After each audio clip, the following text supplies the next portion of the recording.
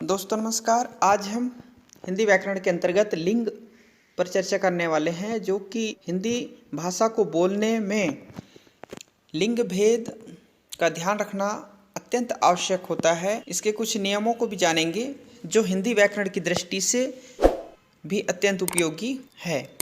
लिंग को परिभाषित करेंगे। लिंग का शाब्दिक अर्थ है चिन्ह। शब्द के जिस रूप से यह जाना जाए कि वर्णित वस्तु यह व्यक्ति पुरुष जाति का है या फिर स्त्री जाति का है, तो उसे हम क्या कहते हैं? लिंग कहते हैं। लिंग के द्वारा संज्ञा, सर्वनाम, विशेषण आदि शब्दों की जाति का बोध होता है। यह मुख्य रूप से हिंदी में दो प्रकार का होता है, पुल्लिंग और स्त्रीलिंग। देखिए, हिंदी में लिंग निर्धारण तीन प्रकार से होता है: रूप के आधार पर, प्रयोग के आधार पर और अर्थ के आधार पर। रूप के आधार पर लिंग निर्णय का तात्पर्य यह है कि शब्द की व्याकरणिक बनावट से है शब्द की रचना में किन प्रत्ययों का प्रयोग हुआ तथा शब्दांत अर्थात शब्द के अंत में कौन सा स्वर है, इसे आधार बनाकर लिंग निर्धारण किया जाता है। किसके आधार पर? रूप के आधार पर। जैसे राम, सूर्य, क्रोध, चीता, घोड़ा, कपड़ा, लड़का, पिता और मोर। इस प्रकार से अनेक शब्द हो सकते हैं। दूसरा है प्रयोग के आधार पर। प्रयोग के आधार पर लिंग निर्णय के लिए संज्ञा शब्द के साथ प्रयुक्त विशेषण, कारक चिन्ह एवं क्रिया को आधार बनाया जाता है। किन किन को? विशेषण, कारक चिन्ह और क्रिया को आधार बनाया जाता है। जैसे अच्छा लड़का, अच्छी लड़की है, लेकिन लड़का के लिए पुल्लिंग हो जाएगा और लड़की के लिए स्त्रीलिंग। राम ने रोटी खाई तो रोटी स्त्रीलिंग, क्रिया भी यहाँ पर क्या है? स्त्रीलिंग। राम ने आम खाया, अब देखिए यहाँ पर बदल गया, यहाँ हो गया पुल्लिंग। तो इस प्रकार से प्रयोग के आधार पर इसको हम उपयोग कर सकते हैं। तीसरा है अर्थ के आधार पर। कुछ शब्द अर्थ की दृष्टि से समान होते हुए भी लिंग की दृष्टि से क्या होते हैं? भिन्न होते हैं। उनका उचित एवं सम्यक प्रयोग करना चाहिए। जैसे देखिए, कवि तो स्त्रीलिंग में कवित्री, लेखक तो क्या हो गया? लेखिका। इस प्रकार से अर्थ के आधार पर भी हम लिंग भेद कर सकते हैं। पुल्लिंग की पहचान: जिन शब्दों के अंत में आ आता हो, क्या आता हो? आ आता हो, पुल्लिंग होते हैं। जैसे मन, तन, वन, शेर, राम, कृष्ण। त्व, आ, आओ, पा, पन, न, ये प्रत्यय जिन शब्दों के अंत में हो तो वे शब्द भी प्रायः क्या होते हैं? पुल्लिंग होते हैं। आपको ध्यान रखना है। जैसे सतीत्व, मोटापा, चढ़ाव, बुढ़ापा, लड़कपन, लेन देन।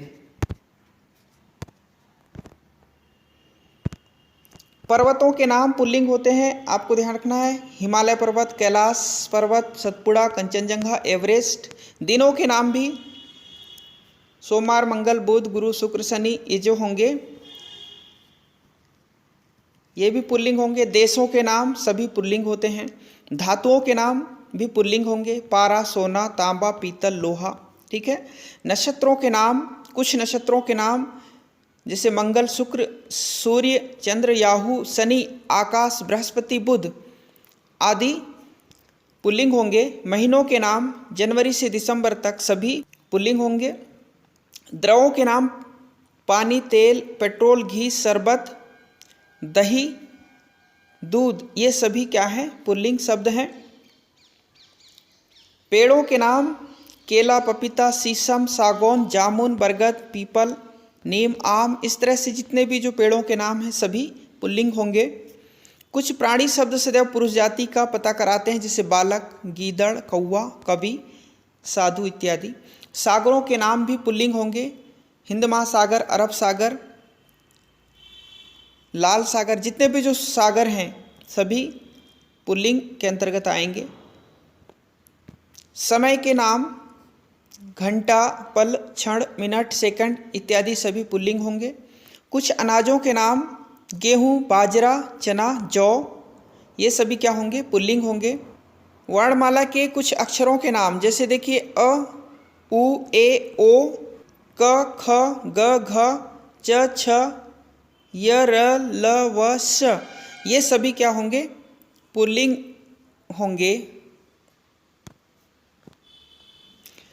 इसी तरह स्त्रीलिंग की पहचान देखिए, जिन वाक्यों के अंत में वट, ता, आई या आस जैसे प्रत्यय शब्द होंगे वे निर्जीव वस्तु के वाचक शब्द स्त्रीलिंग होंगे। जितने भी जो निर्जीव वस्तु से संबंधित शब्द होंगे वे सभी क्या होंगे? स्त्रीलिंग होंगे। जैसे कड़वाहट, आहट, कड़वाहट, आहट, बनावट, शत्रुता, मूर्खता, मिठाई, छाया, प्यास इत्यादि जो शब्द होंगे, इस प्रकार के जो शब्द होंगे सभी स्त्रीलिंग होंगे। अगला है, जिन शब्दों के अंत में आनी लगा हो वे प्रायः स्त्रीलिंग होते हैं। जैसे इंद्राणी, जेठानी, ठाकुरानी, देवरानी इस प्रकार के शब्द। आकारांत वाले शब्द भी स्त्रीलिंग होते हैं। आकारांत यानी शब्द के अंत में आ का उच्चारण हो, बड़ा आ का उच्चारण हो, जैसे लता, रमा, ममता। इकारांत शब्द प्रायः स्त्रीलिंग होते हैं, जैसे रीति, छोटी, तिथि, हानि। किंतु कुछ शब्द अपवाद होते हैं, जैसे कवि, कपि, रवि ये पुल्लिंग होते हैं, हमेशा ध्यान रखना है। इसी तरह ईकारांत शब्द प्रायः स्त्रीलिंग होते हैं, स्त्रीलिंग होते हैं, जैसे नदी, रोटी, टोपी। किंतु कुछ अपवाद हैं जो पुल्लिंग होते हैं, जैसे हाथी, दही, पानी। आई, इया, अवट, आहट, ता, इमा प्रत्यय वाले शब्द भी क्या होते हैं? स्त्रीलिंग होते हैं, जैसे लिखाई, डिबिया, मिलावट, सुंदरता, महिमा इत्यादि। इस प्रकार के शब्द स्त्रीलिंग होते हैं। जिन संज्ञा शब्दों के अंत में ख हो वे भी क्या होते हैं? स्त्रीलिंग होते हैं, जैसे भूख, ईख, राख, देखरेख। भाषाओं के नाम भी सभी क्या होते हैं? स्त्रीलिंग होते हैं। नदियों के नाम सभी क्या होते हैं? स्त्रीलिंग होते हैं। तिथियों के नाम भी जैसे पूर्णिमा, अमावस्या, एकादशी, चतुर्थी, प्रथमा इस प्रकार के नाम स्त्रीलिंग होते हैं। भाषाओं व लिपियों के नाम सभी क्या होंगे? स्त्रीलिंग के अंतर्गत ही आएंगे। कुछ नक्षत्रों के नाम स्त्रीलिंग होते हैं, जैसे अश्विनी, रेवती, मृगशिरा, चित्रा, भरणी, रोहिणी। इस प्रकार से पुल्लिंग और स्त्रीलिंग की पहचान है। कुछ शब्द कुछ प्रत्ययों से स्त्रीलिंग शब्द इस प्रकार से बना सकते हैं हम, जैसे ई प्रत्यय है तो बड़ा है तो बड़ी, छोटा है छोटी, घड़ा है तो घड़ी, भला है तो भली। इस प्रकार से इनी से योगी से योगिनी, कमल से कमलिनी। इन प्रत्यय से धोबी का धोबिन, तेली का तेलिन। नी प्रत्यय से मोरनी, नातिन, नाती से नातिन। आनी प्रत्यय से जेठ का जेठानी, नौकर का नौकरानी। आइन से जैसे ठाकुर का ठाकुराइन, पंडित का पंडिताइन। और इया से बेटी का बिटिया, बंदर का बंदरिया। इस प्रकार के शब्द बना सकते हैं। ता के स्थान पर त्री जोड़कर भी स्त्रीलिंग बनाते हैं, आपको ध्यान रखना है। जैसे नेता का नेत्री, दाता का दात्री, अभिनेता का अभिनेत्री, विधाता का विधात्री। वाक्य शुद्ध कीजिए। जैसे आपकी महान कृपा होगी, ये महान यहाँ पर अशुद्ध हो जाएगा। यहाँ पर महान की जगह हम इसको शुद्ध कैसे लिखेंगे? आपकी महती कृपा होगी, ये शुद्ध वाक्य होगा। वह एक विद्वान लेखिका है, यह अशुद्ध है। लेखिका को चूँकि लेखिका इसलिए विद्वान नहीं होगा, वह एक विदुषी लेखिका है, यह शुद्ध वाक्य होगा। इस तरह से हमको बोलचाल में और लेखन में भी लिंग निर्धारण का ध्यान रखना आवश्यक है। इस प्रकार से हमने लिंग किसे कहते हैं, लिंग के प्रकार और उसके पहचान को समझने का प्रयास किया। आप सभी का बहुत बहुत धन्यवाद।